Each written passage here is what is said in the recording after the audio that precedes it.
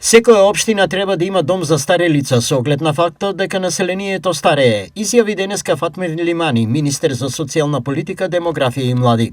Имаме проекти и јавен повик отворен цела година на кој секоја општина може да поднесе барање со проекти за изградба на старски домов. Министерството има доволно пари за изградба на вакви објекти и ги повика градоначалниците да аплицираат. Од тука апелирам на сите градоначалници да се обидат, да направат проекти за да им овозможиме као министерства да изградат капацитети кои се за нив задоволителни за потребите што ги имат.